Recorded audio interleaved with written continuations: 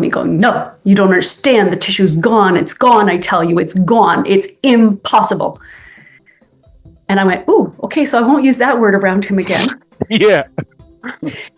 And so I went toe to toe with the whole medical establishment and did whatever it took, including becoming specialized in traumatic brain injury, going back to medical school. I was already a doctor of chiropractic and acupuncturist.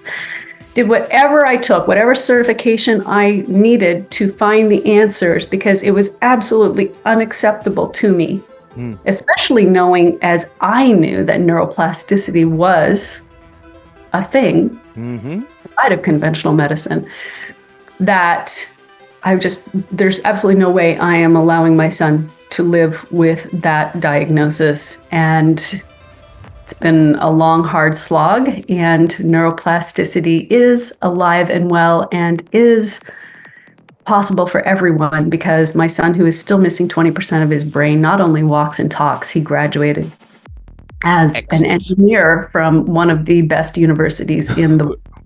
So, wow. A proud mama moment. Yes, I cried. Oh, wow. Yeah. Yeah. Woo, woo, woo, woo, woo, woo. I wish I had a fanfare now. Maybe I would like to say I'll do it in the edit, but I'm not that clever. So, but that, you see, so obviously, you guys don't know me, actually, Daniel and Lisa. So I've had a series of injuries and deaths and near deaths, and so I'm paralyzed the upper right side of my body from a motorcycle accident. I've broken my left wrist, so I can't use my right hand at all. Can't feel my fingertips in this side. Dead twice. On the roadside, once more in hospital later, absolutely unbearable pain that 27 years later, the only way I get any rest is to take so much medication, it would probably kill one of you. And I'm in screaming agony now, but you understand I spent 6 years of drug and alcohol abuse, properly really just wanting to be anywhere other than my own brain. And after the strokes I suffered, which then meant I didn't have my articulation, I didn't have the one thing that made me me, so I couldn't walk, and I had 6 strokes between 2003 and 2006. Last one wiped me out completely. Even the perception of a reality was taken away. I had light coming in, being received, but I couldn't even focus my eyeballs for about 2 weeks. And then I couldn't walk and talk at the same time for 4 years. So we were talking about, Lisa, we were talking about your DVD, and I said something which, it's not about what a woman looks like, so that I'll put that out straight away. But I commented that on your website, on your LinkedIn profile, there's your DVD from your fitness days, and you look basically exactly the same as you did in 1980. Is that how you do it? Is that how you've reached this level of understanding? Well, first of all, thank you. That is just like so not true, but it's the nicest compliment ever. I do believe in biohacking and aging backwards, but I do acknowledge that from the 20s to as you get over 50, it's like a whole different game. So you do have to give yourself grace just the same way you do in anything. Yeah. So I really appreciate the compliment, and I do take my health and wellness seriously, because as a high performance executive coach, I want to show other people that self-leadership is the first part of any leadership. It's like how you lead yourself. Other people that you influence will notice. So, most of the elite top high performers take their health and wellness seriously. And it's almost like the powerful stories that you guys shared with me moved me so much, because you don't have to buy into the narrative that once you get over a certain age, you're just supposed to spread out and lose your spark and your joy and your enthusiasm, because being a high performer is also the energy that you choose to bring and being intentional with that. And I am very intentional with the energy that I bring, managing my energy and managing my health and wellness, even though it's that time of year where I allow myself grace to eat a few fun things. Such as? Oh, well, we have to make cookies tonight, apparently. Normally I don't eat bread, but I've been on holiday for a month. Not really holiday, but workation. And now that I'm back, it's just, I have to enjoy my life. It's so important to me. I was in New York for Thanksgiving with my family. We had a huge birthday party for my mom.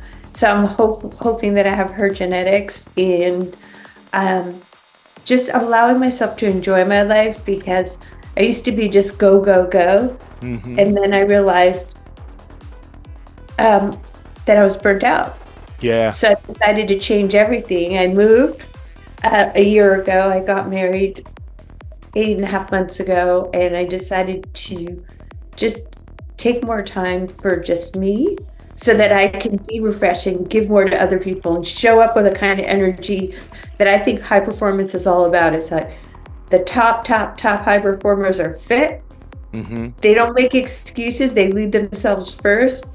They don't come in with anger, which I do see this a lot, but it is the intelligence that you can learn, like neuroplasticity. You can learn to manage your reactions to things. Yeah. As a high performer. You can learn that we all have those things, but you have to start asking yourself, is this permanent?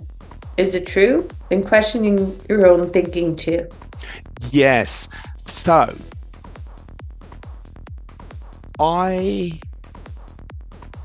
there is a strong correlation between entrepreneurs and visual thinkers. They're not always dyslexic, but they have an element of visual spatial thinking.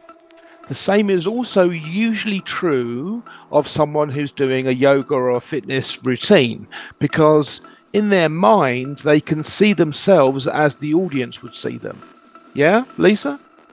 Yeah. In your head, you're playing that. Yeah. Absolutely. So this is how brains work. We create our reality. Yeah. So, okay.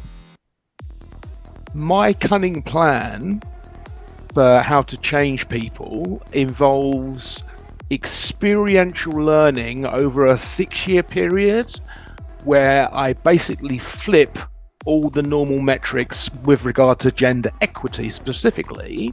The idea being that the female leadership will increase the female participation, but it will happen at scale all at once, so that you haven't got women vulnerable in, from the crap that all male teams have. And then this is linked to a business transformation, so that the men at the company start to associate female leadership with improved working conditions. Oh, this woman came in as a coach. I didn't really fucking like, excuse my French, didn't like her. But actually, I'm now earning 20% more or 30% more, or I get, a day off a week. Or so that's my cunning plan using neuroplasticity. Daniel, we spoke briefly before we started recording, and economically Colombia is challenging, I think it's fair to say. These experiences have made you a certain type of person, that you recognize your gift and you want to give back. So looking right down the barrel of the camera, tell people